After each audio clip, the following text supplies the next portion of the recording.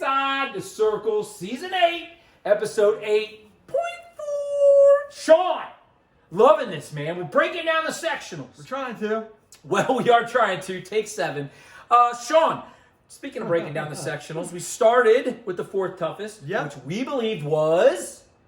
Newark. Newark. Even though I had the top 2 schools. I know, that's weird. You have to go back and watch that. See how we broke that down. Yep. Then we went to Marysville. Yes. And now we're at Watkins Memorial.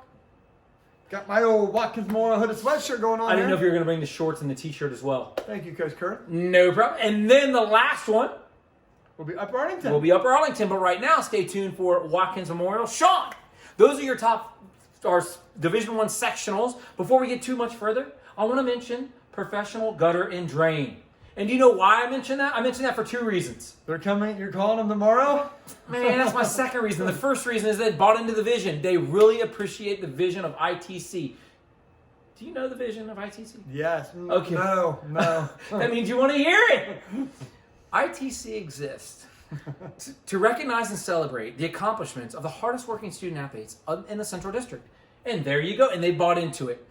Not only that, I'm calling them on Monday. Well, I'm sending them an email. Like, look, man, I need some work on my studio. Okay. Because it's freestanding. There you go. Watkins Memorial. Here we go. Sean, let's break it down. The number 2 toughest sectional. That's correct. That's right. And here we go. We have Watkins Memorial with the 12 number. Logan with 46, I do believe. Yeah, sure. They're assigned here. So Yeah. Olentangy at 37. Licking Heights at 34. Central Crossing at 26, Hilliard Bradley at 23, Olentangy Berlin at 22, Gahanna Lincoln at 33, Walnut Ridge comes in at number 17, Westerville North at number 5, Whetstone, who I do believe was shifted here, number 35, and Pickerington North comes in as the 11. So Sean, that is the entire field of this sectional. We've been doing this a couple times now, and I'm going to ask the same thing I ask every single time.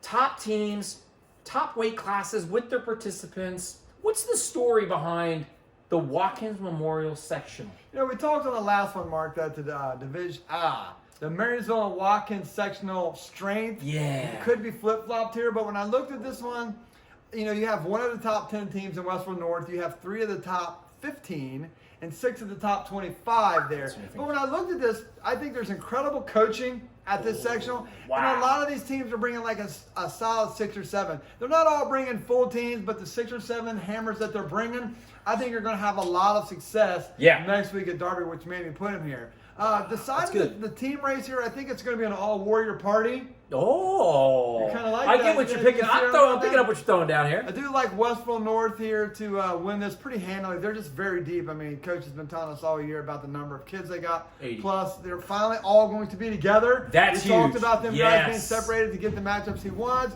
Then I think the Warriors of Watkins will round out the exacta there, trying to fight off Bradley. But when I look at this, me and you talked about some of the ways or how we did end up coming with Watkins. I mean, when you look at them, Capper, you mentioned earlier, is 5-0 yesterday. Locks, the 106-pounder. Gavin Laux. Yeah. He's coming on strong. He's a tough little ninth grader. You got Dorsey at 26, who I expect will have great success at this sectional. 32, 38. I mean, it's just go on. And I think Bradley has DeMoss. They have Salchuk. And the 52-pounder. I know his name. His name is Woods. Woods. I mean, so they got some kids too, but I think Watkins has a little bit more depth. Plus, I mean, it's a home team. I mean, they're familiar. I mean, sometimes, man, playing that gym, dressing your own locker room. Right. I mean, you're going to have probably more fans there than most people because you're there. I think that whole home mat experience might come into play for them to have a very successful section. And Sean, we mentioned that the Western North is probably going to win this section. Probably, yes. Unless the bus Definitely, breaks down. Yeah. So now it becomes between Watkins Memorial. Well, the bus could go to Gahanna. That's true. But you've got Watkins Memorial and Hilliard Bradley fighting it out now. And what's crazy is at the Mason Boyd, Bradley did upend Watkins Memorial, but they didn't have 4. Right, they had 20 points there, they lost 4. But, so it gets kind of crazy. And, you know, you mentioned some of those guys, Gavin Laux and Capper and Dorsey. And, you know, you've got other guys that are in there that are just as tough with Dresch and Grimes. And then you start adding the names up, and you're talking about a full 14 guys. Right. That can really come on strong with Cameron at 60, 4 at 70, Doyle at heavyweight, and those other guys in there. That's a full lineup, and that could be the thing. You get 1 or 2 chip-in points there. No, we that could talked be the about thing. that. Like Pickerington North is going to bring a solid kids with George and Yes. and Gomez Yes. and Norwood at 52. Oh, yeah. And then we talk about Laking Heights bringing in people like Plants or Wilson. Yes. I mean, you know what I'm saying? Yeah. You know, who's the top team in the city league? Walnut Ridge. Walnut They just Ridge. crushed it. They did. There you go. So they're going to be there with Padmore and those Yes. guys. I mean, that's again. You got Berlin with Goffin, Hill, Falston, Butcher at 6. I mean, it's just a good group of teams that have 6 or 7, even possibly 8 good kids that are going to make this just a solid top 4. That's a great way to say it. Like top 4 across the board. These guys are really pretty good. So that's why awesome. I gave them the number 2 billing. I assume you're going to be there. I think you've went to this site for 5-6 years, maybe running. Yes, I've been going to this one since Phil Carney was a coach at Westerville Central. You've been going there a long time. It's been a long time, yeah. What is that? I'm the Newark guy. You're the Watkins guy, I guess. And I guess nobody wants to go to Arlington ever. Nobody ever wants to go to Arlington. Well, I don't know, man. Well, that you got to might be kind change of this year. You got to be quiet. The play's going on. Okay, sorry.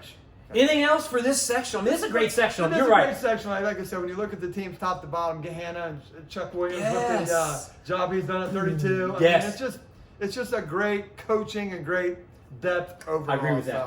Anything else? That's it. That's it. And now you are inside the circle.